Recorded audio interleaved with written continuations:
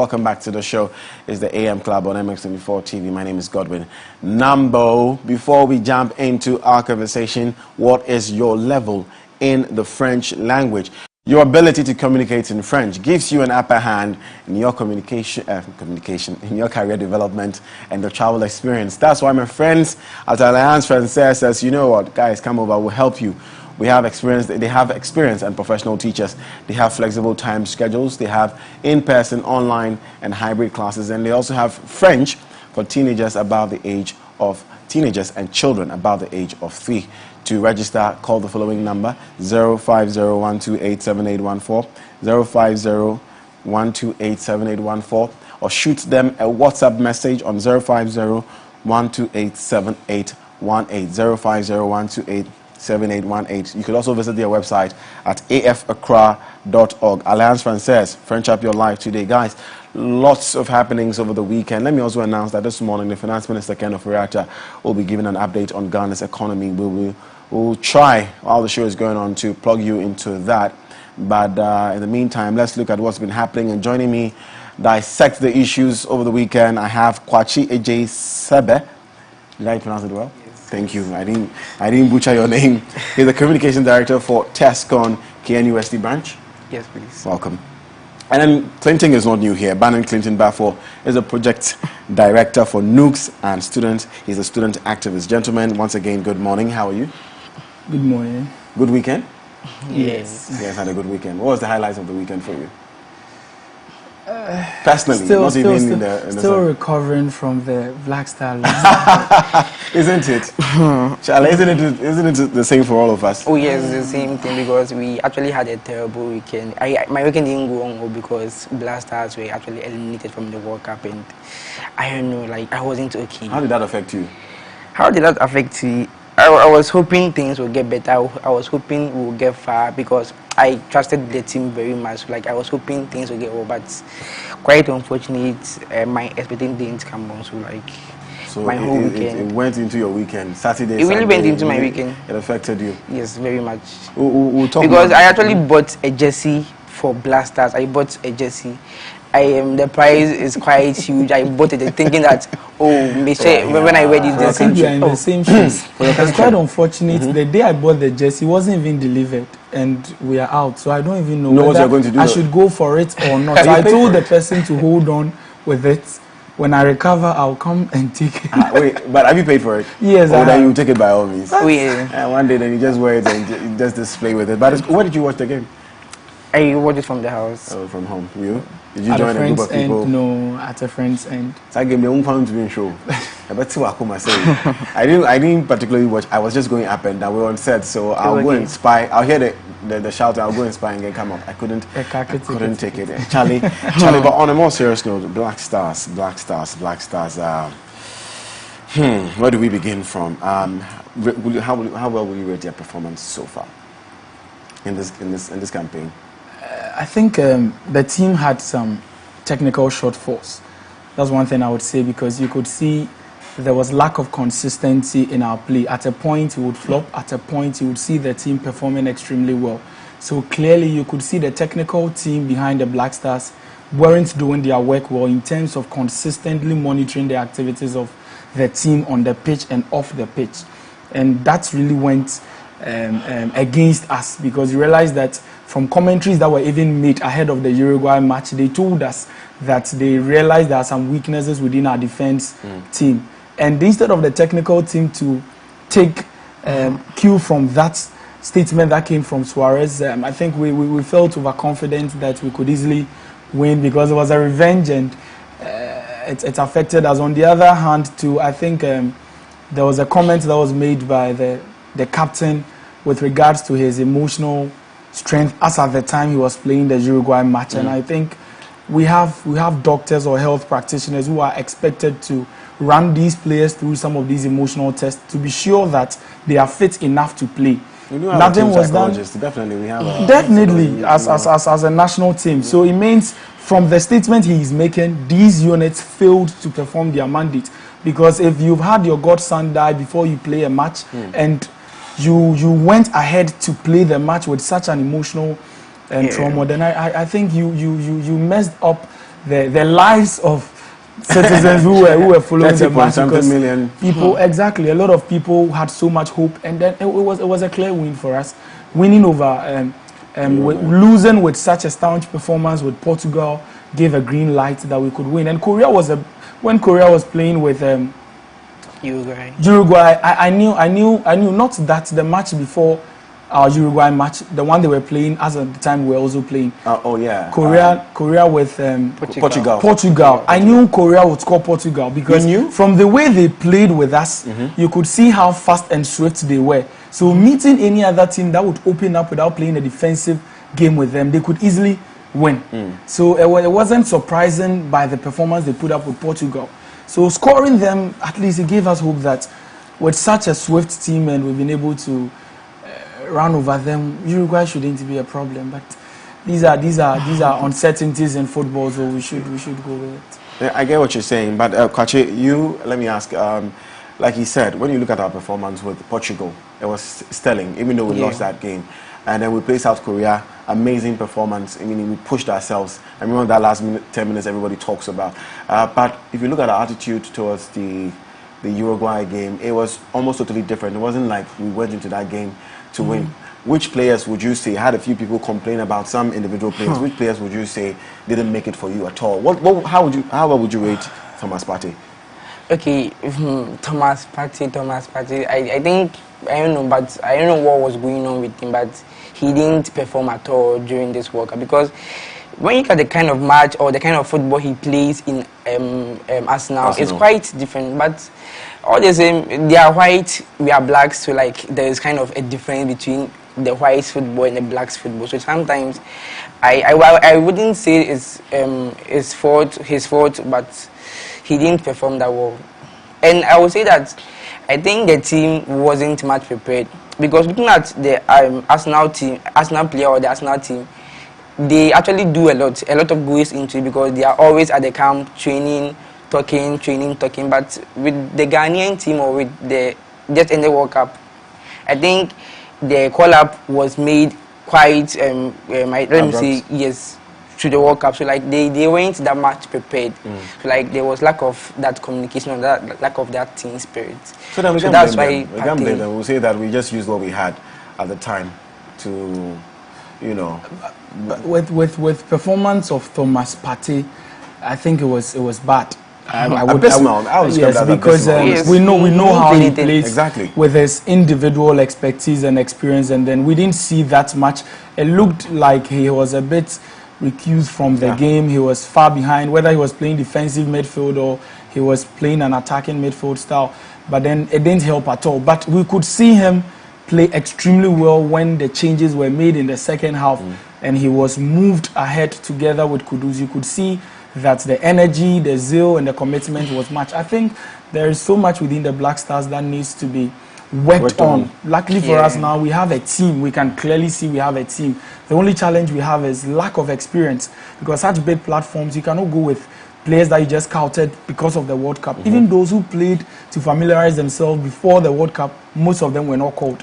So it was quite difficult for them getting along, because familiarity amongst yourself as team players is very important. And that can easily let you know that the move of this particular player needs this particular pass, this particular shot, but that communication was difficult. You could see Kudus doing a lot of magic, but the Inaki's performance wasn't best because he's not used to playing with him. And that was the challenge we had. Yeah, and a lot of people have bemoaned the changes that the coach didn't make. Not the ones that he made, but the changes he didn't make at all. There was Inaki Williams. Yeah, but with the second match, with the third match, I think, I don't know why they started Jordan Ayew at that match, but he didn't do anything. Jordan Ayew, to me, he didn't do anything. But I don't know. Was telling in the game against Korea. He had so many assists. The first game he did nothing. Second game he came in, did something. But the third game, nothing. Nothing again. And I don't know why the coach kept on playing Inaki Williams. I don't know why. The first match he didn't play anything. Second match, same thing. So I don't know why he actually made him play the third match. I think we should have given Inaki did nothing. Inaki did nothing. Barnier. I mean, I always meant, because I felt that the guy in a friendly with Switzerland, he did very quite well. Himself fit for the team. The confidence was there, and then we could have given him at least a first the first match he could have played maybe first half, and then we see how it was. I mean, Coach Otuado had some few things to say after the game, his presser, and how he won't continue with the team. He's going back to Borussia Dortmund, take his job there with his family. Let's quickly have a watch of what he said and come back and talk about it. Before I started to work for the GFA, everybody knew, and I said it before, I have a contract with Dortmund, and I have to respect that. And I even to come here was very difficult, and the GFA put a lot of effort to release me. And at the end, they came by themselves to Dortmund to speak to the board. And at the end, they decided to release me for this task. What you have to know is the position I have as a talent coach is very, very crucial in Dortmund. We produce every year a lot of big talents, and it's a very crucial and important position for the club. So normally they wouldn't want to let me go with it. But because I wanted to help the country, and the GFA went there and had very, very good talks, they released me for 6 months. So it was, and I said it when I started, that I have a contract I could just sign for 6 months. This was the agreement between the GFA and Borussia Dortmund. It was not possible to do it longer. And they told me they wouldn't like me to go. But I talked to them that this is a once-in-a-lifetime opportunity for me. So they let me go, and we agreed on a 6 months term. So it will end now, and it hasn't got anything to do with the outcome or result. It would have ended also if we would have been world champions. And I have to respect my contract. I have to respect the club I'm working for, and surely maybe one day I will get a chance to work again with the GFA, but the next 2.5 years I have a contract with Dortmund. I have to respect it. Coach Otuado there on your screens. But gentlemen, basically that's the end of the road for Coach Otuado when it comes to his job as coach of the Black Stars. What's the future looking like for us? What do you think, Clinton? The future isn't looking scary. I feel it's promising because we needed him on board. If you look at the role he plays in Dortmund, he's more like a scout. Yeah. And he did exactly that when he came to the Black Stars. Yeah. Now we have a lot of experience from the foreign side, from the local side, old players, and now we have a team. And it's perfect. He respects the contract he has with Dortmund. He went into an agreement with Ghana, and he needs to comply. And I believe that's one thing that if you're a leader, you should stick to principles. So there was a need for him to go. Now we have a way to introduce a coach with a technical know-how on manning the team, because now we have a team. The only thing we need to do is to play more friendlies, train more, familiarize ourselves, get to know the technicalities within the team, identify the strength to overcome the weaknesses, and then perform extremely well in the AFCON ahead of us. I'm sure that with the performance and the team we have, and then a very solidified preparation into the AFCON, we can win it with ease, and then from there shoot up the star to the next World Cup, hopefully if we qualify. Kwachiba, who will be your star player overall among the Black Stars? Who would you say? This one is quite obvious. It's quite obvious, and everyone knows the person. Yes, everyone knows. Kudus Day. Yes, the guy played very well. Like he played very well. He's actually a good player, though. So like he doing that didn't actually surprise me, because I've been watching Aya's match. Like I know the guy actually does better, and I think Ajax versus Liverpool, he scored some amazing goals. So like the guy, he was just doing what he does best. Yes, that's what I would say. He was my star player, though. I don't know what he... I side with him. In fact, even with the penalty, I read a post from on one of our platforms from the Greater Accra TESCON coordinator, Polo. And then it read that we all knew the time everything was in favor of Kudus. Even when he shoots, he could easily score. So the penalty should have been given to him to just because he was confident. He strategically positioned himself to get the penalty, and he should have been the best person to play. That cost us a lot, but we need to move away from the Black Stars. We've not recovered. The relationship we have is this relationship with Black Stars. I don't know how it is. My boss said that, I said I broke up with Black Stars since 2010. It's difficult. 2010. So I don't watch Black Stars game. I don't support Black Stars. The But Stars this one, is in our heart. my heart was still inside. Oh, but So there's one more thing I would like to say. It's like, I don't know, but we Ghanaians, I don't know, we don't have much love for the Ghanaian team, the Black Stars. Let me see, and it's not nice. It's not good. At least no. Football is about losing. It's about winning. No matter what, one person will lose. One person has to win. It's arguable. You can't tell me what. I side with him. Of course, but it's arguable. If we don't support them that much, how are they going to actually come out? There was a similar analysis made by someone on then, I think, Ghana Graphic Online, and the person was stating comparatively with the penalty that Messi missed, and then the penalty that they didn't miss. You could see the applauds, the energy, and everything. Yes. But Ghana, no, I mean it's not. They It's not come even, back and I don't throw even you think it's the supporters, because Messi missed the penalty, like you said, and he went on to still go ahead and play the game. The thing about us is that our mentality is poor. As soon as they didn't miss the penalty, that was it for us. It changed everything. So it's not even just the fans, the players themselves. So the relationship is somewhere. We have to develop this relationship quite well with the Black Stars. But moving away from that, WASI results are out and it's looking good comparatively. The president has been speaking and he says that he's attributing the success rate of this WASI results to free SHS. So we want to, he didn't go deep into it, but he did say that free SHS policy is working. And that's why we are seeing the results we are seeing. Let me quickly read from the portal quickly. The West African, the WAEC, has announced the cancellation of the entire result of some 518 candidates who started the 2022 WASI. In all, a total of 422,883 candidates made up of 219,113 females and 203,753 males sat this year's examinations. The subject result of 3,845 candidates have been cancelled. Okay, but I wanted to get the percentages for you. However, President Kufuor did mention and did say that we've seen improvement in some of the subjects like English, maths, and science, and he's attributing it to the free SH policy. I want to understand how that works. How is free SHS contributing to the successes we're seeing?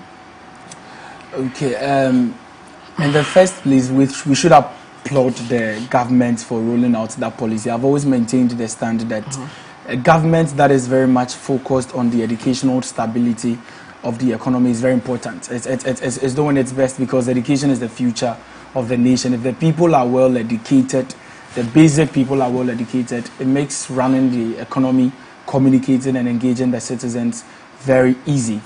There is a correlation between performance and then the policy that the government brings, because at the end of the day, people are schooling for free, people are being fed for free, people are literally going through almost everything within senior high school for free. It gave them the open-mindedness, it gave them the free will, it gave them enough room to study. And let's not forget that the government equally produces study materials to them. And this is a West Africa examination, unlike any other internal examination organized by the institution themselves. So with such a tremendous performance and percentage increase from 2016 to this particular year, it means that the free SHS has actually done so much to this particular performance. He's just trying to tell people, he's inspiring hope into the policy, because there is a need for us to have a positive mentality in this policy that has been rolled out. And the best way we could do that is to, based on the statistical proofs on the outcome of performance of people who write the exams. Clearly, he retreated that on the 24th, the budget that was read, there's been about 28.9% increment in the allocation to free SHS from 2.3 billion to 2.96 billion, if my facts are right, to 2.96 billion, which is a very good performance. My only point with regards to that particular allocation is that the government should focus much more on the infrastructural development at the schools, because now the schools are getting choked, and when they are done, we have about 1.3 million people who have benefited, and with this, we are going to get a lot more people trooping into the universities with same facilities as at the time there wasn't free SHS. Then it means we are reducing the quality of our tertiary schools. So the allocation should have infrastructural development for the tertiary institutions, particularly the teacher trainee and the nursing schools, alongside the universities. And I believe once the government directs some of its expenditure to some of these projects, it would get good feedback and good response from the citizens. But would you therefore say that, because quite a number of people have criticized, I mean, the free SHS policy has come under heavy scrutiny from both the majority and minority side, and now looking at our economic woes, we are investing more money into free SHS, and some will argue and say that, well, enrolling more people into school doesn't mean that they will perform good. I mean, the fact that you put somebody in school doesn't mean that they're going to perform. It's the structures you put in place, like you said.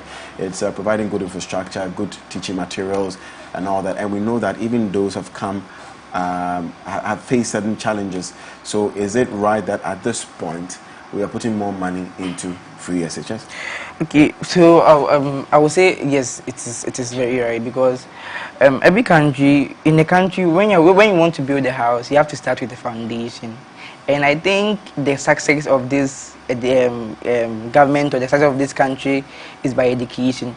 And the government is doing very well to actually invest a lot into education, so that everyone will just become whatever he wants to become, and it will come back into helping the economy itself.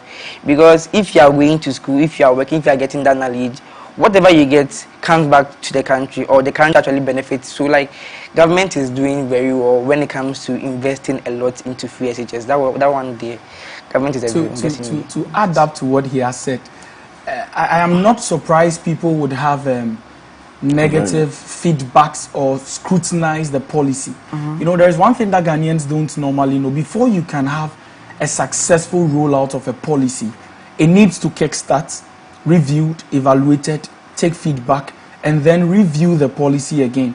And I think clearly that is what the government is doing.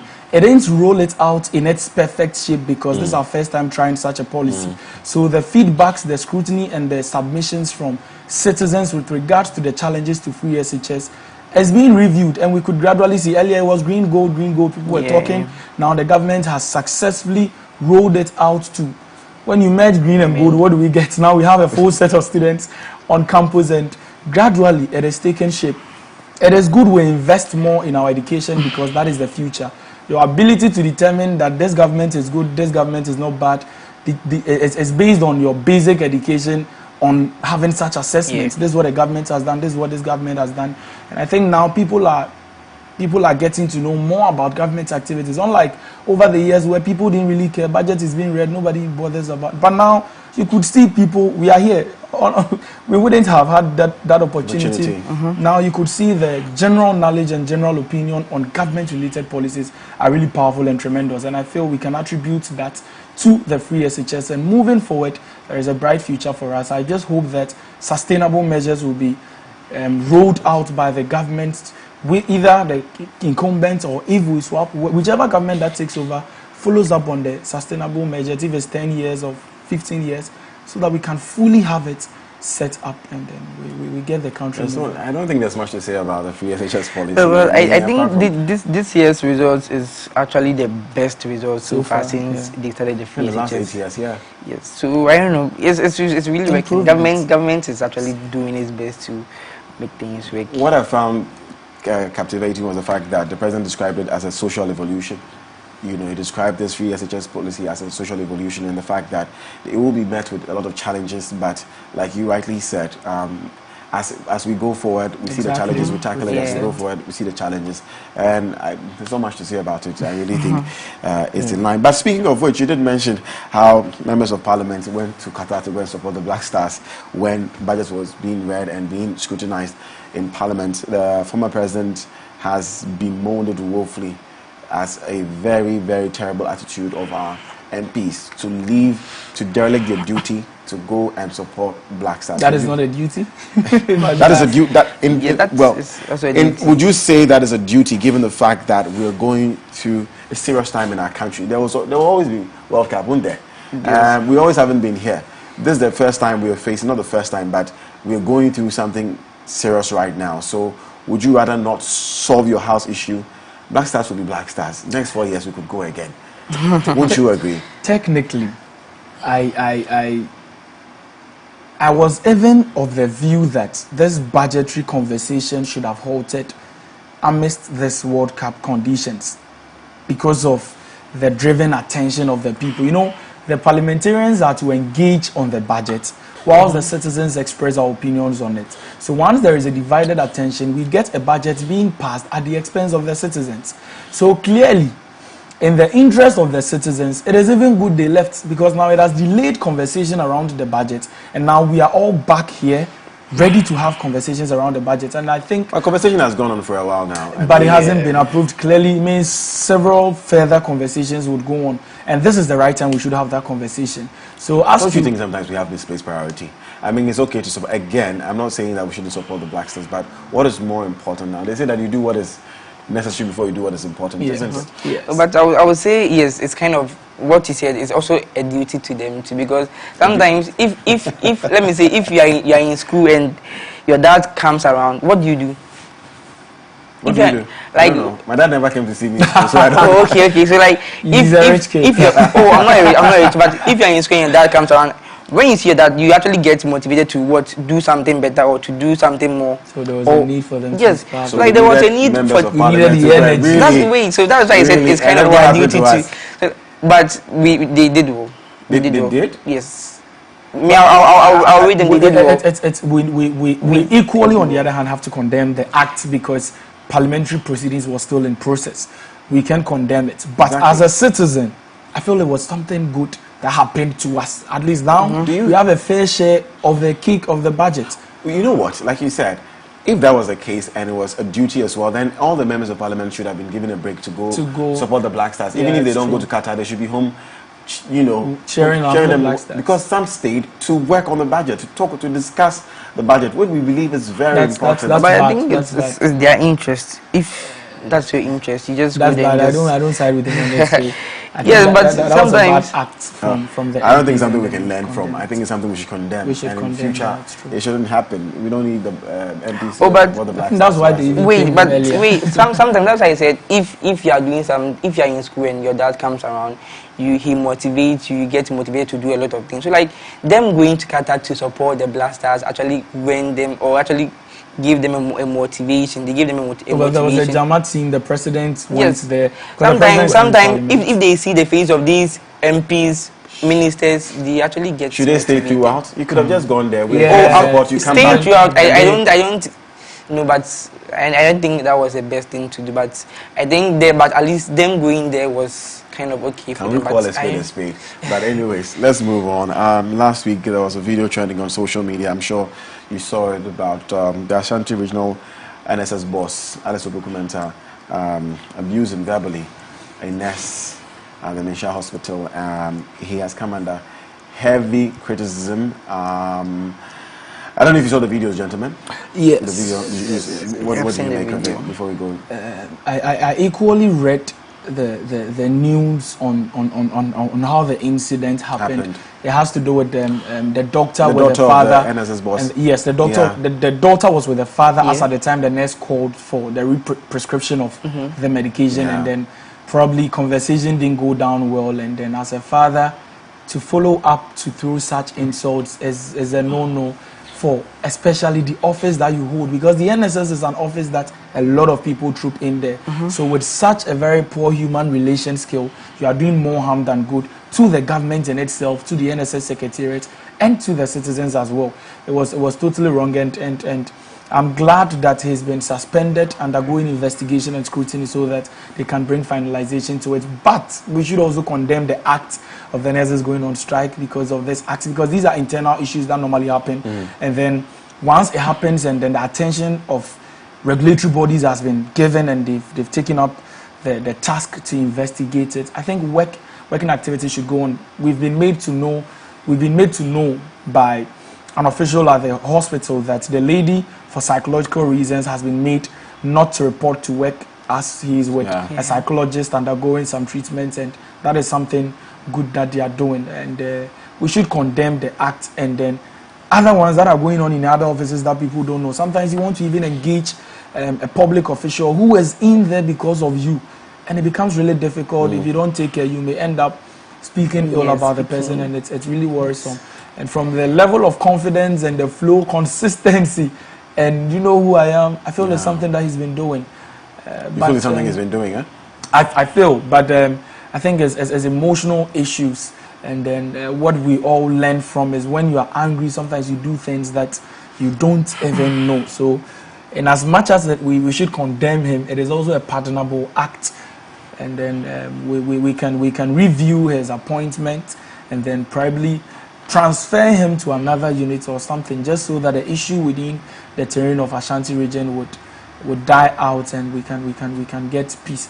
I want to use this medium to apologize on his behalf, in as much as we condemn the act, so that people don't do that, because he's also having a lot of kids, and raising a doctor is not easy. The doctor may one way or the other save our lives, so we should also be concerned about his investment. But do you think the suspension was in order? Because I listened to another side of the argument where someone was telling me that from the grounds, from people who work in hospitals, you find out that usually these nurses don't respect the house officers. That's what they say. Generally, you go and the way they treat because people. They feel like they were there before these house officers were posted to the place. So it could have been that this lady could have been that, no matter how she spoke with the doctor, it was bad. And for a father, any father will jump to the daughter's side at any given time. Every father would like to protect their daughter. So the man did, I guess, what most fathers will do. So do you think that he should have been suspended? The suspension was that extreme? It's not that extreme. He has to be suspended because he has to allow for investigations to go on, because I think for quite some time now, nothing has been heard from him, or nothing. We haven't heard anything about, or we haven't heard anything from this man. So I think government suspending him is quite well, because he has to sit back for investigations to go on to see if this is what happened or that is what happened, so that we will know what we'll go about or how we'll go about it. But his suspension is actually kind of okay. And for a person who works with an institution like the NSS, the National Service Secretariat, where you're working with the young people, it's actually young people. You're sort of like a father figure. Exactly. You're mentoring people. So I can understand why it cannot be accepted. Being a father figure, this is your biological daughter, okay? So like sometimes every parent or every parent will fight for his or her daughter, and it's quite obvious, because when you can't just sit down there and just watch someone talk to your daughter very harsh and just see that because of the police you are holding, you just sit down and just let it. The man went, what he did, he actually wasn't okay though, but I think what he did, he went too far. No, I think the man has proven his level of ignorance, because for someone working in an institution as an NSS, there is a framework in communicating. So you understand that if you visit the NSS Secretariat and you are not treated fairly, there is a unit where you can file a complaint. So with an NSS director walking into a hospital where you believe someone as a nurse hasn't communicated well with the doctor, the doctor herself should know best that we should rather go to this unit, file a complaint, follow the processes within the frameworks of the working unit. In the heat of the moment. But sometimes I think it was because he was kind of very angry and his emotions actually overseeded. Emotions shouldn't supersede, because sometimes he has to. Because when you sit down idle, people try to overcome you. A prescription has been made, and then and has come to say that it's not available. So no matter what you until there's another release on what the nurse said, we stick to the report. Yes, no one knows what the nurse said. So but the man could have also said that in the statement. Anyway, it's an emotional thing, so you don't know how to go about it. But I guess it's been suspended, and we say it's okay. But we've been wrapping our entire conversation. We're done with this. I don't know if you've been following Steve Hank on social media, Twitter. This economist, foreign economist, who has been commenting on Ghana's economy for a while now, and he says that Vice President of Ghana, Harry Maguire. He didn't say that. I'm saying that. Vice President of Ghana. They have said that in Parliament. Oh, what? The Harry Maguire? Yes, they say that in Parliament. Yeah. The minority say that in Parliament. Yes. I mean, yeah. But I'm saying Steve Hank is saying that Vice President of Ghana, Mahmoud Bawumia, unveiled a plan to buy oil with gold. I'm sure you've heard about this, instead of the US dollar. Bawumia claims that his gold for oil plan will reduce the persistent depreciation of our currency. Baumia is grasping for straws. His plan is bogus. Do you agree? I cease to give a detailed comment on this because I'm yet to have clarity on what the vice president actually meant economically with the decision of exchanging gold with oil. He just gave a layman's opinion on what the benefits of it to our currency. But as to the economic breakdown of how effective this will be, we are yet to know. So, given surface level, you don't think that not going deeply into it, this could be a good idea? It's not a bad idea, depending on the modality and criteria for rolling out such an idea. And I believe these are economical terms and economical conversations that if you don't really have experience of expertise within the field of the economy or within the field of economics, you should reduce your level of... He is saying that because... He's a foreign economist, and for all you know, we are in the field of politics. It's about interest. Yeah. So such comments that come from people needs to be well delved into, seek for more clarity. I think we can take this on surface level. We will gold or oil. I mean, we buy oil with dollars. That's what we buy. We buy it on the international market. And we're saying that the way our currency is, right, that means we need more cedis to buy the oil because dollar is up. So you know what? We have gold in abundance. Charlie, bring the oil, take gold. You know, we look at the value, the value of the gold, and we use it to purchase an amount of oil, barrels of oil. I think this is really clear. I don't think we'll go deep. I mean, these are sometimes the layman's perspective on economic opinions are way different from the economist's point of view. Understood. So if you take it in the surface where you may be misinformed or misdirected because of how he put it, but I'm so sure there is more to what he has said. We are yet to know as he gives the economic addresses as usual. Well, is there anything that happened over the weekend? I think I will just align with what he said. We've not touched on the release from the finance minister on matters of the economic macroeconomic. Well, he's about to talk. He'll be talking this morning, right? He'll be giving an update. But there were some details on the domestic debt. Was it the one from yesterday? Yes. Oh, yes. What was it for you? What was the highlight of that for you? Oh, I think it's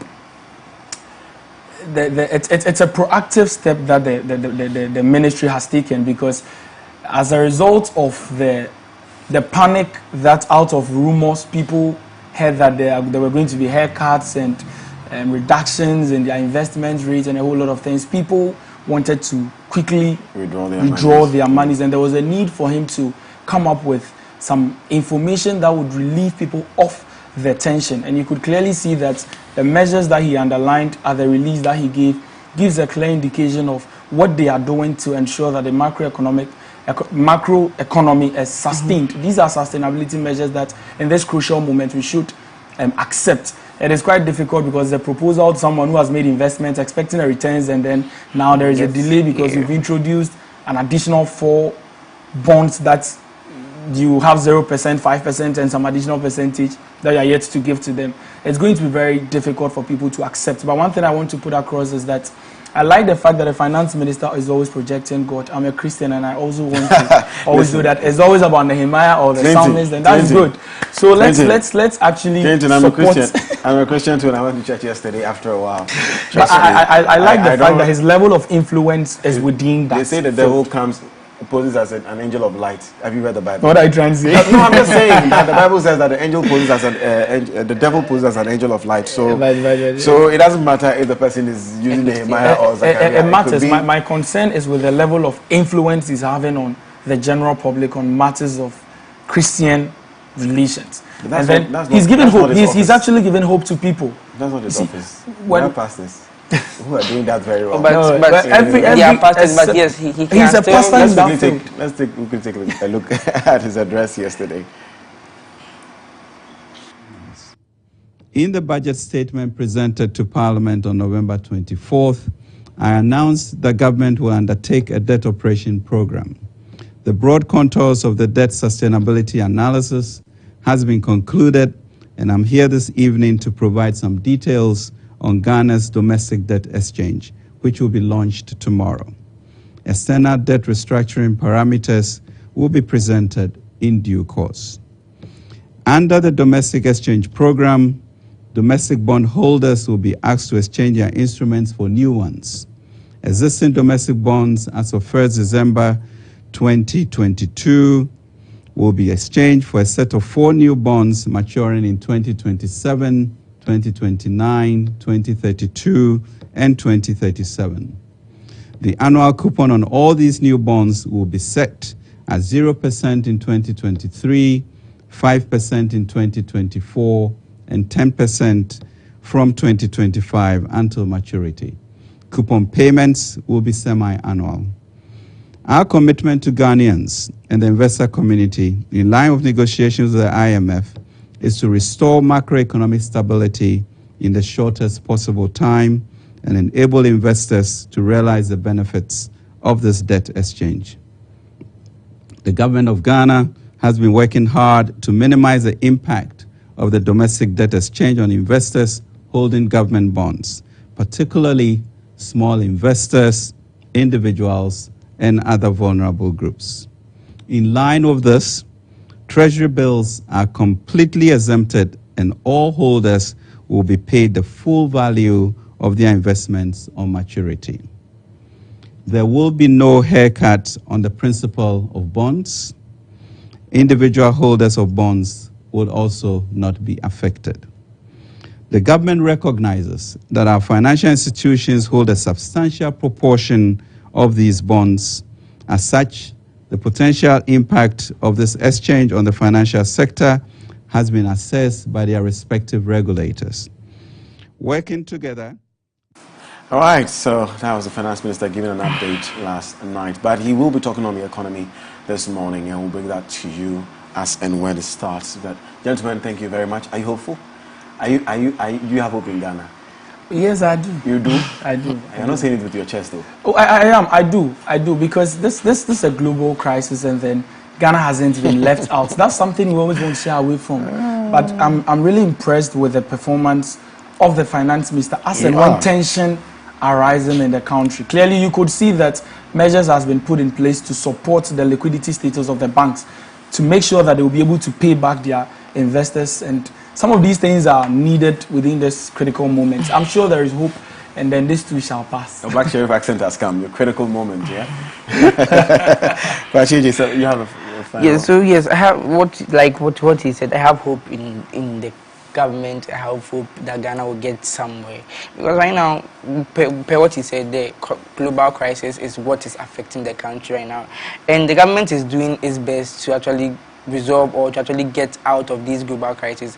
It's not our fault that we are in this crisis. It's not anyone's fault that we are in this crisis. It just happened, and what can we do? We can't do anything, but the government is doing its best. Right now, fuel prices are being reduced, and that is one of the things government is doing to actually resolve or to actually come out of this economic crisis. Okay, before we go... Permit me to use your platform to acknowledge the massive works being done by His Excellency Dennis Appiah Labi, the National Union of Ghana Students President. Now, NUCS is embarking on a 6-unit classroom block at the Upper West region, and then they've kick-started work, and you could see the impact of the union, and I believe representing NUCS on this platform, and as a NUCS president hopeful, that is something that I should speak of and applaud him.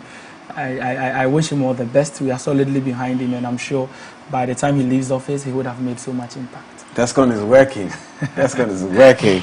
Nice, and we wish you all the best, buddy. Yeah, sure. But someone says, listen to the audio carefully. The nurse called the daughter ugly and has been bullying her at work. So somebody's commenting on the nurse called that the issue. daughter ugly. Yeah, okay. the doctor ugly. The girl whose father jumped onto her defense. Good one, please. I heard your discussion on this issue, and there is this letter. Okay, it's a long one, so I decided to share. Thank you very much. We don't have time, we would have read it out. I would like to share this info. Anyway, I love watching your program. Keep up the good work. Thank you so much. We appreciate it. So one of the last comments coming in says that The Ashanti Regional NSS boss, in my opinion, should be spared. We can virtually take it to be an exchange that happens between a father and a daughter in the ordinary Ghanaian home. However, all necessary protocols for communication which are put in place should be followed next time. We are developing our country and still correcting ourselves. Furthermore, from UCC, BBC all the way. What's BBC in UCC? Being in Buffalo Clinton, that's my name. I see. Nice one. Well, Benin Buffalo Clinton, thank you so much for being here with us. The project director of NUGS and a student activist, incoming NUGS president. Kwachi Isabel. I just want to say something in quickly. My time is so TESCON KEST, the Ashanti Regional TESCON is actually having a conference which is from 16 to 18 December at KEST. We are the one hosting it. So I would like to actually invite every TESCON member, every TESCON institution to actually come around from 16 to 18 December for this Ashanti Regional TESCON conference. The team is holding together, working together, and building capacity to break the 8. And I know we are going to break the 8. It's a must too. So I'm urging all TESCON members out there to come around and even BBC is not happy with you with what you are saying. I'm smiling at him. Yes, he's not happy.